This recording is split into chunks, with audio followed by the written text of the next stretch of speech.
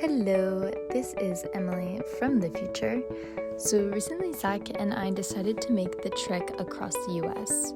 We had to be in North Carolina at a certain date, so our trip lasted only about 8 days total, and we took 2 full days to explore certain points of where we drove through. This trip was probably one of the most eye-opening experiences of my life, but I'll get into more of that later. I hope you enjoy.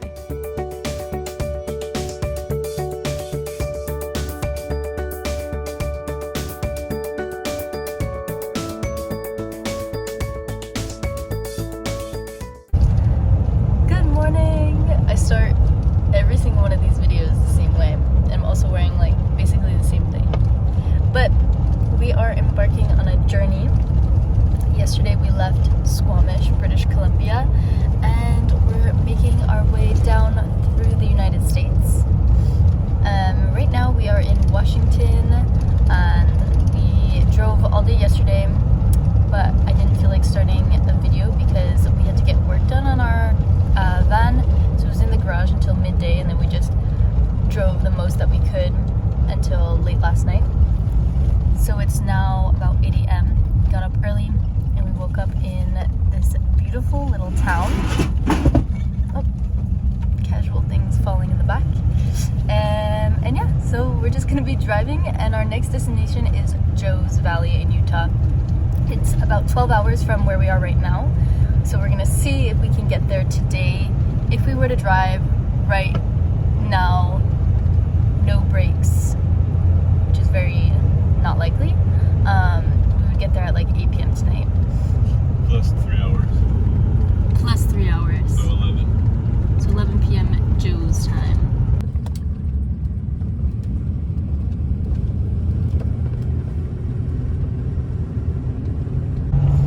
So yesterday I ended up driving from Vancouver to Prosser, Washington. And so today it's Zach's turn to drive a lot. And yeah, it's cool. Well, it's cool and not cool. We were driving last night and we drove past this place called Yakima, Washington. And it's just there's this huge mountain that just arrives out of nowhere, and maybe it seemed like it arrived out of nowhere because it was dark and so I couldn't really see, but it's just this amazing mountain that's in the middle of everything, and it's completely covered in snow, but there's no snow on the ground. It feels like some sort of ecological phenomenon, and I wish I had seen it in the day, but we looked up pictures after to verify that what I saw was actually what I saw, and that was really cool. So hopefully today we'll find some really cool things like that are little towns that you would never know existed had you not done a voyage across the entire states.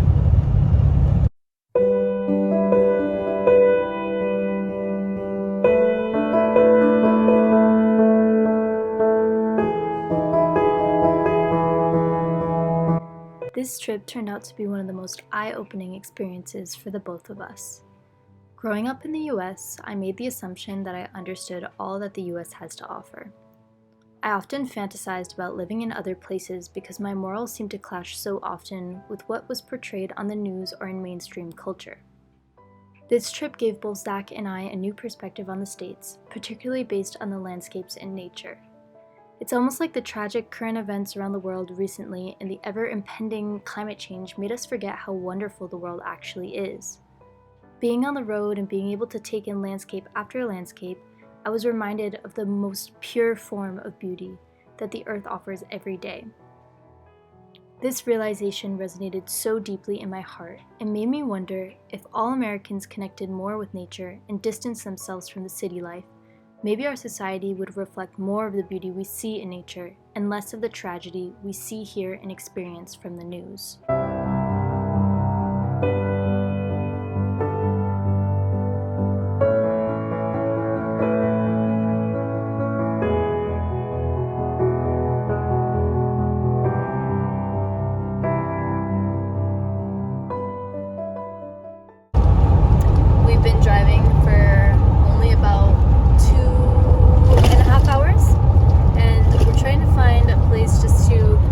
get something really quick to eat and continue driving. The sun is going to be in my face. And what we found is that it's either just fried American food or like really greasy, heavy Mexican food. And when you're sitting in the car all day doing absolutely zero physical activity, nothing good for your body, they're like the two last things that you want to eat on a long car ride. So we've decided we're gonna go to a grocery store and figure out something from there.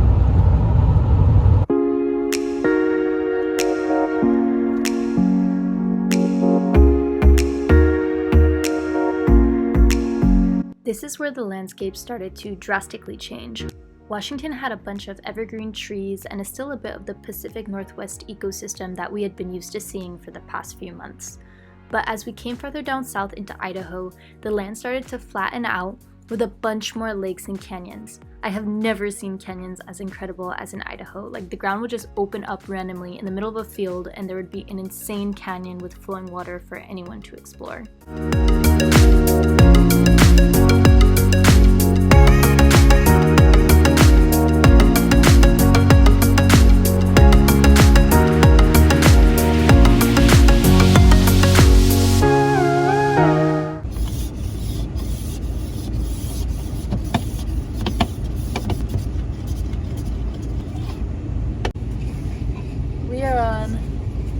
Day 3 and it is very cold. We are in, well, just outside of Salt Lake City, Utah, and today we're driving all the way to Joe's Valley, which actually isn't that far from here. We tried to do it yesterday but we just couldn't. And at Joe's Valley we're going to climb and it's going to be super interesting because it will be so cold. Thank you, Zach, for getting all the ice off the car. Yeah, my hands already are cold, but the thing is, it's such a better cold than the cold that we experienced in Squamish, because the cold that we had in Squamish, it was so humid and you just felt like you could never warm up. That will be super fun. Right now we're gonna go grab something just quick to eat so that we can get on the road and just get there. It's about 7:30, I think. And we're excited for another day of, well, actually we're excited for a day of getting outside of the van and not driving for like 9 hours straight and moving and getting some exercise.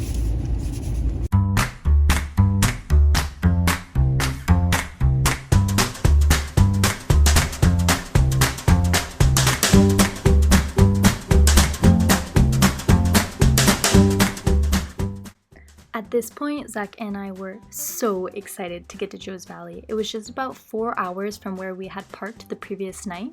It was so hard to contain our excitement. I ended up having to ask Zach to drive half the way, even though I was supposed to drive the whole way, because I was like, it's so beautiful. I just want to be able to take it all in. And thank you, Zach is such a good sport. He was like, it's no problem. He can multitask much better than I can. And so we were able to take in this whole entire ride, and it just got better and better until we finally arrived at Joe's Valley, and it was just insane.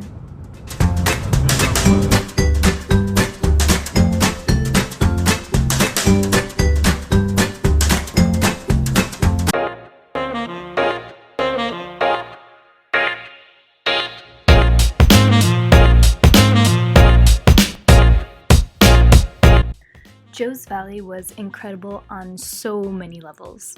First of all, the climbing is insane. Neither Zach nor I had climbed on sandstone before. Something super characteristic of the climbing here is pocket holds. You don't find these everywhere. We didn't end up succeeding any impressive climbs, but we both tested our limits and found out some more of our weaknesses. Our biggest takeaway is that the next time we visit Joe's Valley, our fingers must be at least 10 times stronger to stay on those tiny crimps.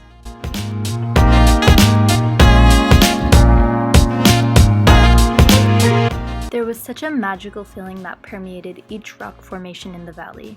The nights were pitch black, contrasting deeply with the bright stars. I have never been to a place that was so silent. Usually outdoors there are at least there's at least a small noise from the wind or trees, but due to the lack of vegetation in the valley, there was no sound. Both Zach and I decided to talk as little as we could to fully benefit from this. It was as if we were on a silent retreat. Especially after driving in the van with constant road noise for the past 4 days, the silence was healing on the most profound levels. Since we were off-grid and had no access to cell reception, it felt as if we were children again, with no distractions from our phones. We took the time to absorb the nature around us, meditating on how this valley came to be so beautiful.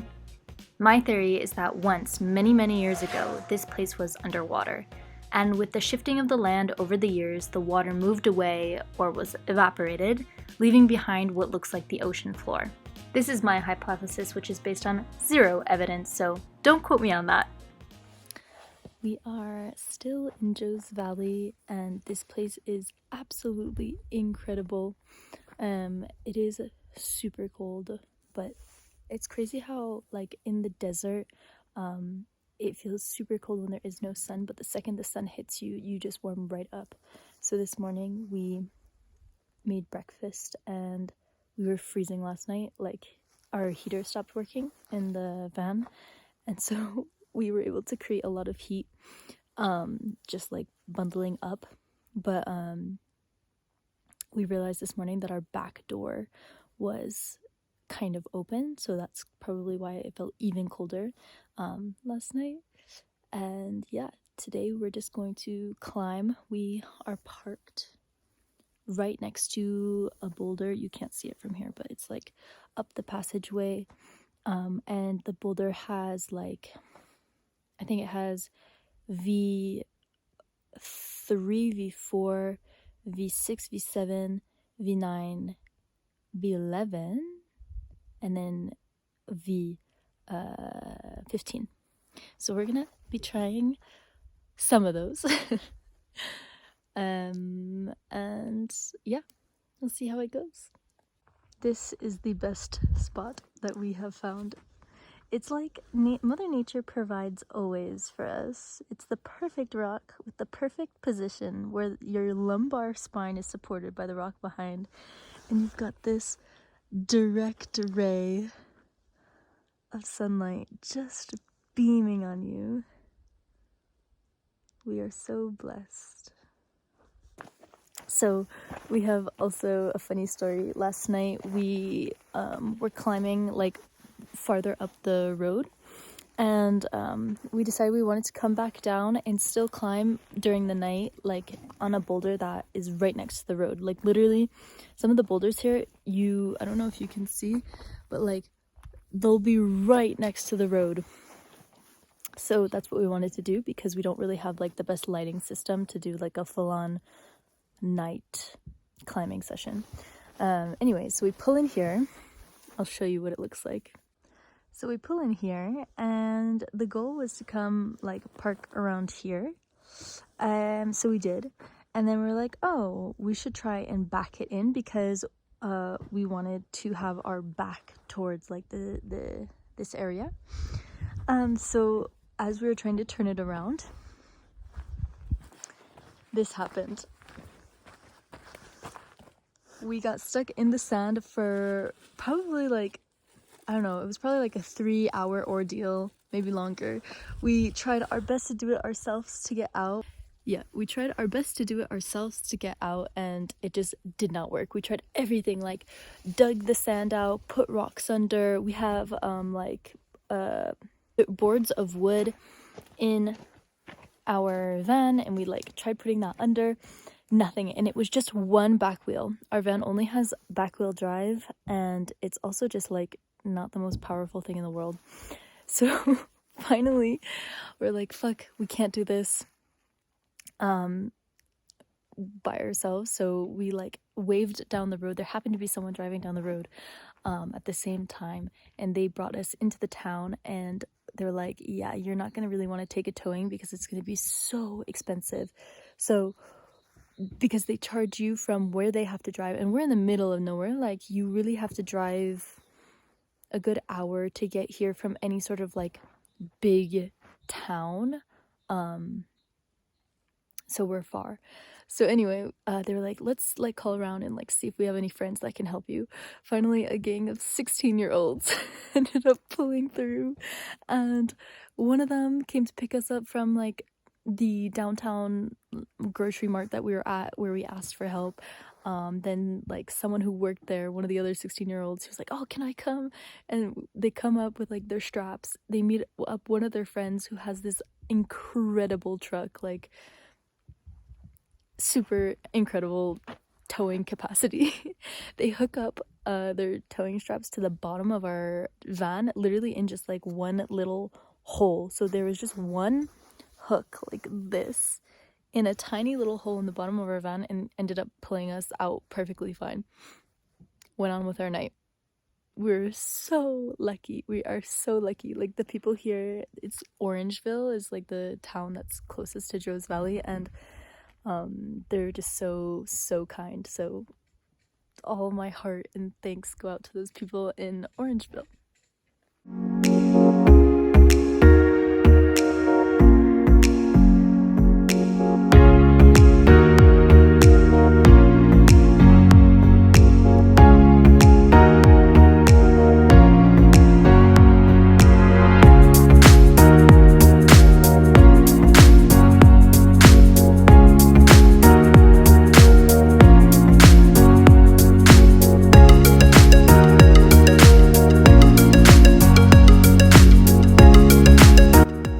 After our time in Joes Valley, we took a pit stop in Denver, Colorado to see one of my cousins. The entire way to Denver was basically one big uphill, and we had forgotten to buy motor oil since the beginning of our trip, so we were just praying the entire ride that our engine would be fine. We made it safe and sound to the next gas station where we got the oil we needed, then continued on our way. Something so underrated that saved us on this trip was the free window washing squeegees at every gas station. Driving 10 to 11 hours each day means that your windshield gets covered in miscellaneous dead bugs, bird poop, and dirt. So shout out to these squeegees for helping us be able to see the road.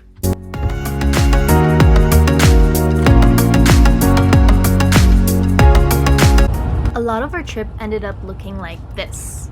Since the sun sets so early during the winter, we would be driving about half of the day in the dark. Definitely less glamorous than you'd think, but tested our capacity to entertain one another. At this point in our trip, we had driven through Colorado, Kansas, Missouri, Illinois, Kentucky, and we were just entering Tennessee, then North Carolina.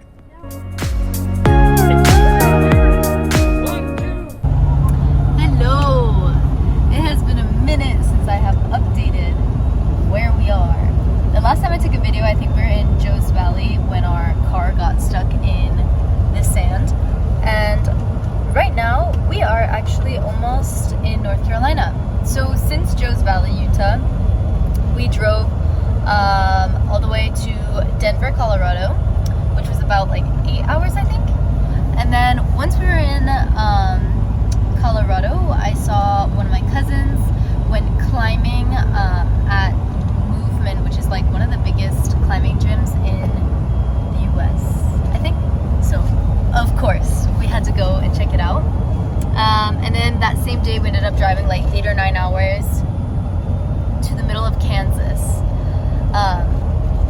where we slept, got up the next morning, did it all again. We drove 11 hours from Kansas, Missouri, then we did Kentucky, Illinois, and Tennessee. I think that's all. We did a lot of states all in one day yesterday, and now we just are taking the rest of it's like 7 hours, 30 minutes until North Carolina, and then we'll be done. We'll have crossed the entire United States from end to end, and earlier this summer we crossed all of Canada from end to end, which is really cool. We've seen all the provinces in Canada, we've seen a bunch of states in the United States, and there's still so much to explore. So that's awesome. So because it is the last leg of our trip, I want to say some of the realizations that I've come to from just driving across the United States.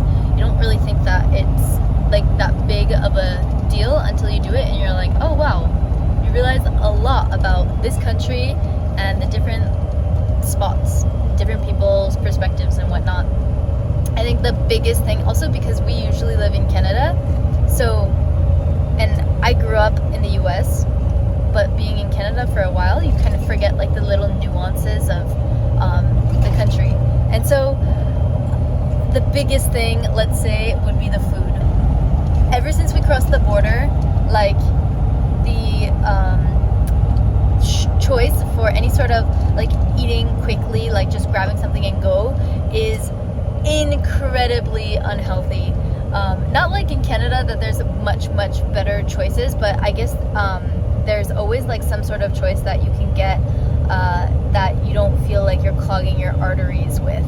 And that's not meant to be offensive, it's just the facts. And we found that a tip that could help, if you find yourself you're on the road a lot and you want to still eat somewhat healthy, like just going to the grocery store and getting like I know we all hate salads, but like getting stuff for salads is so easy to make. While if you're two people in a car, one person can make the salad, there's no cooking required, you don't have to set up a stove, and it like fills you up just enough until you get to a spot where you actually can get a good meal.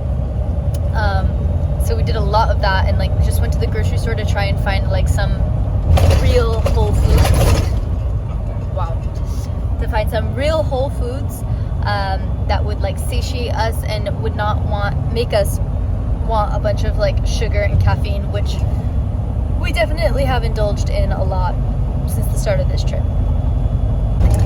The second realization that we've had is that the United States is probably the most beautiful country that both Zach and I have ever visited. And we've been to a good amount of countries together, and the reason why we would say it's the most beautiful is because of the diversity of welcome to North Carolina! Yay! So as I was saying, the diversity of the of the landscapes, because there's like, we started in right next to Vancouver. So, well, we started above Vancouver in Canada, and we dropped down, we came into Washington. So that's the Pacific Northwest. You've got like almost like this rainforest feel where it's super wet, and like all the trees they have this like, they're super nourished and like full, and you see like that the life there is very blooming, like it's evident. And then you come on down, as you start to go a little bit down south, like let's say when we arrived in even Oregon, there were a lot of plains at first, and then it got into like full-on forest, like more of an alpine terrain where you would see evergreen trees and like a little bit more rock formations and whatnot, even some birch. And finally, like, you go through Utah, and Utah is just like the complete desert. Although it was freezing cold there, even though the sun was warm. And it just like, we could go through every single state and explain the different landscapes within them, but it just constantly is changing. Then you go through the plains, as you go through Kentucky, and like Colorado, there's mountains, but I don't know if a lot of people understand how much Colorado is just plains, like almost like wheat fields, I guess. Wheat fields, that plant that's like yellow and it like that. But that for sure has solidified in my mind, at least, and in Zach's mind, that the United States is so beautiful. And I wish that more people looked at the United States as a country that was beautiful based on like what nature has to offer here, because obviously our political landscape and our societal landscape is not as beautiful as what the nature has to offer here. And I feel like if we all connected back to that, the truth of what is underneath our feet and what surrounds us every single day, which is nature, that maybe our society would start to reflect that a little bit more. Okay, spot the imposter. Which one of these leaves is not real? It's really difficult. then the third realization would be, it's less deep, but as we were driving through all of the highways, I think that we have seen upwards of 40 to 50 deer absolutely massacred on the sides of the road. Like, I'm not just saying, oh, they were hit and then they were dragged over to the side. Completely busted open. And I'm not sure of all the laws that are within the United States. I know that there's a law that say, like, if you hit something, do not touch it, because like, especially like getting out of your car and trying to move it could cause more of an accident on the highway than already more than having hit an animal, which you'd probably have to slow down your car, and that could also damage your car. Oh, going through a tunnel. But it's actually ridiculous at what point we have seen deer after deer after deer just hit. And we're wondering, like, when we were in Canada, when we drove across Canada, we probably only saw a total of like 3 dead deer, all the way from Montreal to Squamish, British Columbia. That is a very long distance. Probably, I don't know exactly if it's the same number of kilometers as is the it's longer. A little bit. There you are. And here it's just exponential, the amount that we see, and we were wondering why. I think that it's because the States has a lot more like high trafficked roads that separate the nature from place to place, so deer and other animals are forced to cross these highly trafficked roads in order to like find food, meet up with their family members, whatever deers do in life. Whereas in Canada, it's like one route. It's literally one route that goes through, well, obviously there's multiple like smaller, less trafficked roads, but there's one high frequency route that goes from coast to coast, and it's just one lane. You go one lane one way, one lane the other way, with a couple sections of passing lanes, and I'm pretty sure that's why that animals are able to navigate better around that than in the US.